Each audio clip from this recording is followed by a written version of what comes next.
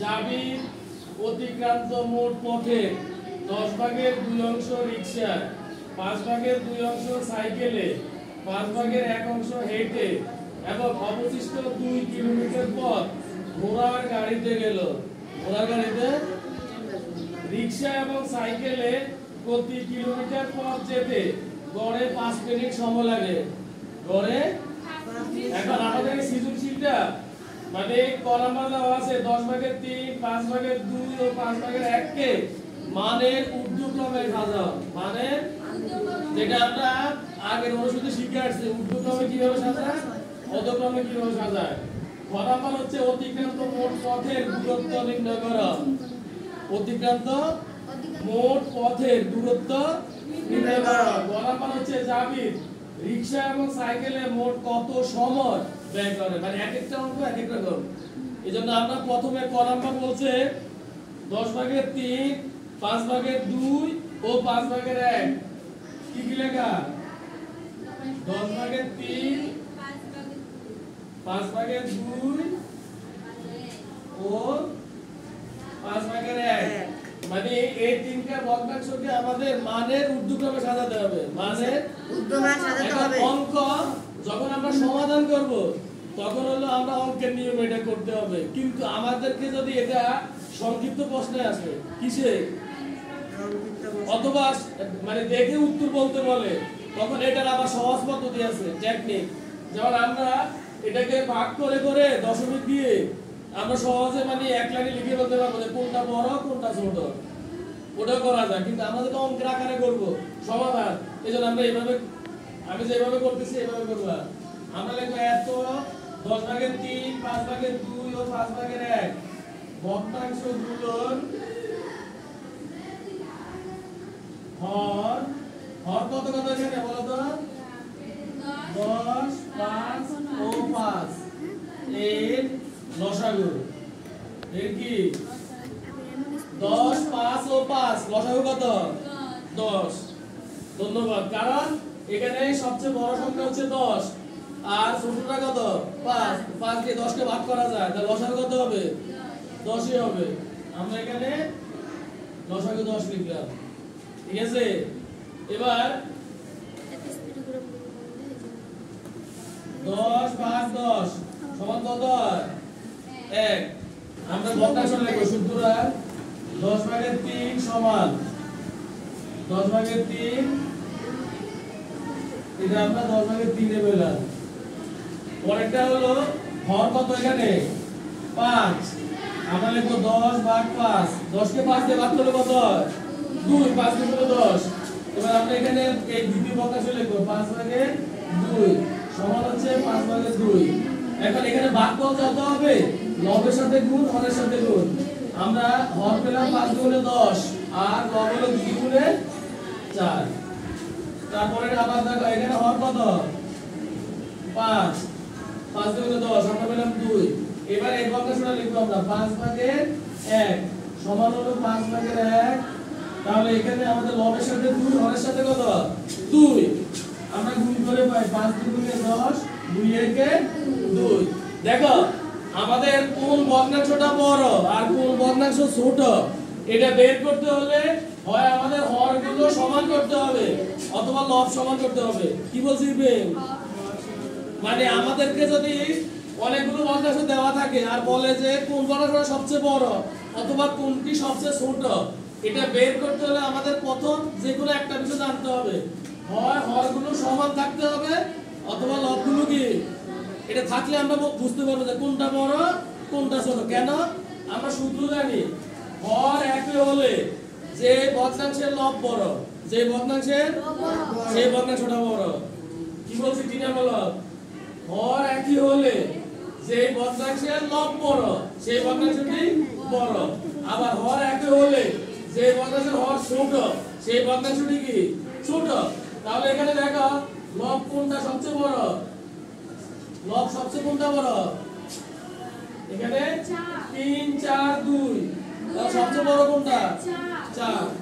তার মানে আমাদের এই 10 ভাগের 4 অর্থাৎ 5 ভাগের 2 যে ভগ্নাংশটা আছে এটা সবচেয়ে কি বড়, এটা সবচেয়ে বড়। তারপরে কোনটা বলো তো? 3 তার মানে 10 ভাগের 3 এখানে আছে 10 ভাগের 3 তাহলে এই 10 ভাগের 3 এর বর্গমূল এর পরে আর সবচেয়ে ছোট কোনটা 10 ভাগের 2 তার মানে এটা হলো 5 ভাগের 1 বর্গমূলটা কত তাহলে সবচেয়ে ছোট ভগ্নাংশ হলো 5 ভাগের 1 সবচেয়ে বড় ভগ্নাংশ কত 5 ভাগের 2 সবচেয়ে বড় কোনটা 5 ভাগের 2 সবচেয়ে ছোট কোনটা 5 ভাগের 1 এখন আমাদের বলছে মানের ঊর্ধ্বক্রমে সাজাতে মানের তার মানে কি ছোট থেকে বড় ছোট থেকে বড় এটা আমরা সরাসরি লিখতে পারি না আমরা অঙ্কের আকারে তোমরা একটু লিখবা আমরা লিখবো যে এখানে সবচেয়ে ছোট কোনটা এখানে 2 তারপরে কোনটা 3 তারপরে কত 4 মানে এখানে 2 থেকে 3 বড় 3 থেকে কত বড় 4 বড় আমরা লিখলাম সুতরাং 2 বলতে এখানে 10 ভাগের 2 তারপরে হলো 10 ভাগের 3 তারপরে কত এখানে এটা লিখার পর আমরা লিখবো বা এখন এটা পরিবর্তে যে ভগ্নাংশটা ওই ভগ্নাংশটা লিখে দিব আমরা 5 ভাগের 1 তারপর হচ্ছে 10 ভাগের 3 তারপরে কত 5 ভাগের এটাকে বলে মানের ঊর্ধ্বক্রম অর্থাৎ ছোট থেকে বড় এটা কি বলে আমরা এটা সাজাইলাম মানে 5 ভাগের 1 থেকে 10 ভাগের 3 বড় 10 ভাগের 3 থেকে 5 ভাগের 2 বড় এখন আমরা শুধু এই লাইনটা লিখে দিবা শেষে কি লিখবা সুতরাং মানের ঊর্ধ্বক্রমে সাজিয়ে পাই কি লিখবা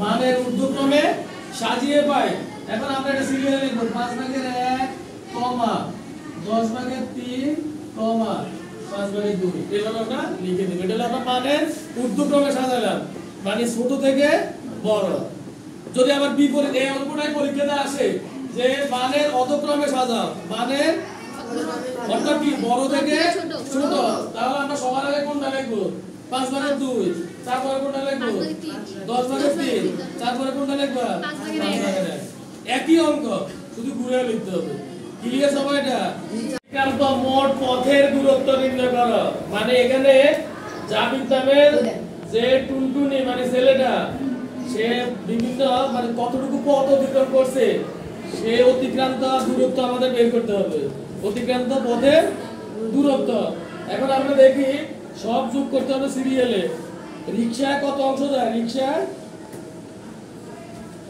ভগ্নাংশগুলো আগে লিখে ফেলো সবাই 10 ভাগের 3 আমরা সহজ পদ্ধতিতে করি 5 ভাগের 2 1 এত অংশ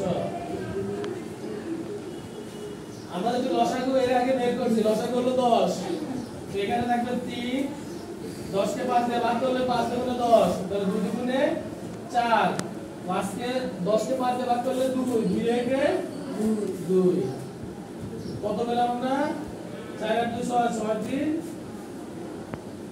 9 এই 10 ভাগের 9 অংশ চাবিতে কিসে যায় রিকশা সাইকেলে এবং হেঁটে যায় এই তিনটা সে রিকশা সাইকেল এবং হেঁটে যায় মোট 10 ভাগের 9 অংশ 10 ভাগের এখানে একটা তোমরা মনে রাখবা যে ঘোড়ার গাড়িতে যায় 2 কিলোমিটার ওটা কিন্তু অংশ দেয় নাই ওটা কি দিছে ঘোড়ার গাড়িতে যায় কিলোমিটার দেওয়া হয়েছে ওটা অংশ দেওয়া হয় নাই কি দেয় নাই সেজন্য আমরা ওটা এটার সাথে যোগ করব না ওটা আলাদা আমরা যেহেতু 10 ভাগের 9 অংশ আমরা লিখবো যে দড়ি সম্পূর্ণ পথ দড়ি সম্পূর্ণ পথ সমান 1 সম্পূর্ণ পথ কতটুকু 1 এবার আমরা লিখবো সুতরাং 1 বিয়োগ 10 ভাগের 9 অংশ সমান হলো 10 একে 10 থেকে 9 গেলে কত থাকে 1 10 ভাগের 1 অংশ ঘোড়ার গাড়িতে যায় 10 ভাগের 1 অংশ কোথায় যায় ঘোড়ার গাড়িতে লাইট জ্বালাতে এসে গেছি 10 ভাগের 1 অংশ কিসে যায় ঘোড়ার গাড়িতে 10 ভাগের 1 অংশ কিসে যায় ঘোড়ার গাড়িতে আর 10 ভাগের 9 অংশ দেয় রিকশা, সাইকেল এবং হেঁটে। রিকশা, সাইকেল এবং হেঁটে। আচ্ছা স্যার অত বেশি কেন সবাই বুঝছি আমরা এই পর্যন্ত? দেখো তাহলে আমরা 10 ভাগের 1 অংশ হলো ঘোড়ার গাড়িতে যায়, কিন্তু আমাদের কাছে মোট পথের অতিক্রান্ত দূরত্ব বের করা। অতিক্রান্ত দূরত্ব বলতে কত কিলোমিটার সে অতিক্রম করছে আমাদের এটা বের করতে হবে। এখন আমরা সবাই বইতে প্রশ্ন দেখো, অবশিষ্ট 2 কিলোমিটার পথ ঘোড়ার গাড়িতে যায়। ঠিক আমি কি বললাম? বলছে অবশিষ্ট 2 কিলোমিটার পথ। কয় কিলোমিটার? ঘোড়ার গাড়িতে যায়। আর আমরা এখানে ঘোড়ার গাড়িতে কত অংশ পেলাম? 10 ভাগের 1 অংশ। এখন এই কথাটা আমাদেরকে কিলোমিটারে নিতে হবে। আমরা লিখব যে প্রশ্নের মধ্যে কিলোমিটার 10 ভাগের 1 অংশ সমান হচ্ছে 2 কিলোমিটার। 10 ভাগের 1 সমান কত কিলোমিটার? এবার লিখব আমরা সুতরাং 1 বা সম্পূর্ণ পথ, 1 বা সম্পূর্ণ পথ সমান হবে। এটা হচ্ছে দুই ভাবে করা যায়। আমি লিখলাম এরকম লেখা যায়, মানে আমাদের 10 ভাগের 1 ভাগের 2। আবার এভাবে না লিখে আমরা যদি লিখি ডাইরেক্ট 2 ভাগ 10 ভাগের 1 তা হবে। যা যেভাবে সহজ হয় তোমরা ওইভাবে করবা। এবার আমরা লিখলাম 2 গুণন, মনে রাখবা ভাগ যখন গুণ হয় তখন ভগ্নাংশ বিপরীত আকারে লিখতে হয়। কি বলছি? ভাগ যখন কি লিখি আমরা গুণ, তখন ভগ্নাংশকে কি লিখতে হয় বিপরীত ভাবে। হরকে লব, লবকে হর। এজন্য আমরা 10 ভাগের 1 লিখছি 1 ভাগের 10। এখন এখানে 10 গুণে কত হলো? 20 কিলোমিটার। 20 আমরা ক্ষয় বলছে অতিক্রান্ত মোট পথের দূরত্ব নির্ণয় করো। আমরা লিখব সুতরাং অতিক্রান্ত মোট পথের দূরত্ব 20 কিলোমিটার। এটা হচ্ছে খ নাম্বার আমাদের উত্তর। অতিক্রান্ত মোট পথের দূরত্ব 20 কিলোমিটার। অতিক্রান্ত মোট পথের দূরত্ব 20 কিলোমিটার। এটা হচ্ছে আমাদের খ নাম্বার। আমরা দেখো খ নাম্বারে কি লেখা? গ নাম্বার হচ্ছে জাবিদ রিকশা এবং সাইকেলে মোট কত সময় ব্যয় করে। এখানে আবার সময় বের করতে হবে। সে রিকশা সাইকেলে মানে কত মিনিট বা কত ঘন্টা ব্যয় করে আমাদের এটা বের করতে হবে। এই ক্ষেত্রে আমাদের প্রথম কাজ হচ্ছে আমরা লিখব যে খ হতে পাই সৃজনশীলে পড়া রাখবা। যদি আমরা কোন এর আগে গ নাম্বার করতেছি, এই গ নাম্বারের মধ্যে যদি আমাদের খ বা ক এ কোনো কিছু লিখতে হয় তাহলে আমরা লিখব যে খ হতে পাই অথবা ক হতে পাই। আমরা লিখব খ হতে পাই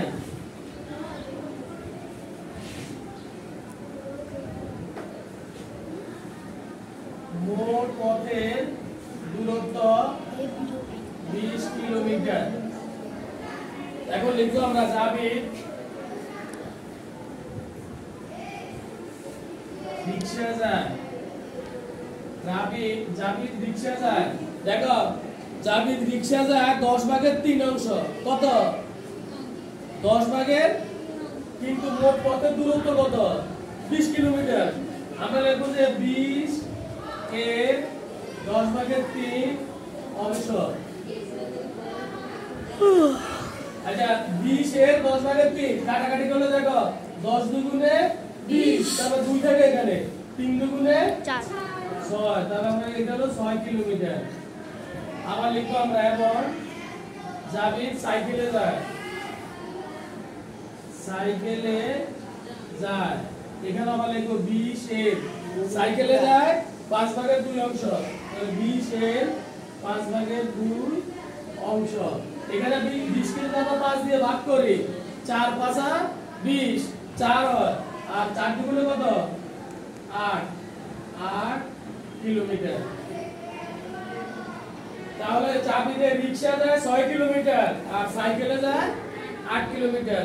এখন তাহলে সে মোট যায়, আমরা লিখব যে মোট যায় 6 যোগ 8 কিলোমিটার। 6 আর 8 যোগ করলে কত হয়? 14।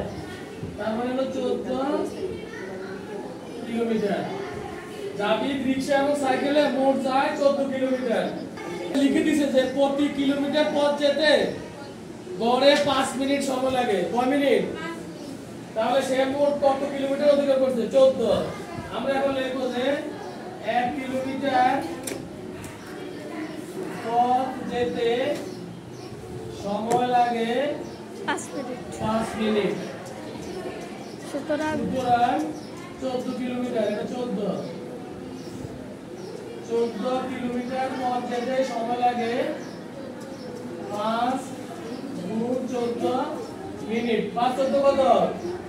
5 14 70। যারা 14 নামতে পারে, আর যদি না পারো 4 5 20 এর শূন্য, হাত থেকে 2, 5 থেকে 5, 5 আর দিয়ে 7, এভাবে করা যায়।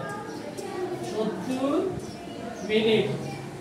এখন আমরা মূলতানি যে 1 ঘন্টা সময় কত মিনিট? 60 মিনিট। এজন্য আমরা 70 মিনিটকে ঘন্টায় নিয়ে যেতে হবে। 70 থেকে 60 গেলে কি থাকে বলো তো?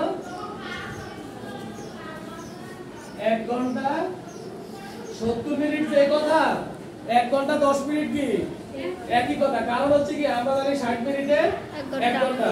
70 থেকে 60 গেলে কত থাকে? 10। এজন্য আমরা 70 মিনিটে কি লিখব? 1 ঘন্টা 10 মিনিট। 1 ঘন্টা 10 মিনিট। এখানে আমরা লিখতে পারি যে যেহেতু 1 ঘন্টা সমান 60 মিনিট, এটা লিখে দিতে পারো। আমাদের উত্তরে লিখতে হবে যে জাভিদ রিকশা এবং সাইকেলে মোট কত সময় ব্যয় করে। সুতরাং আমরা লিখব জাভিদ মোট সময় ব্যয় করে 1 ঘন্টা 10 মিনিট। এটা হচ্ছে গ নম্বরের উত্তর।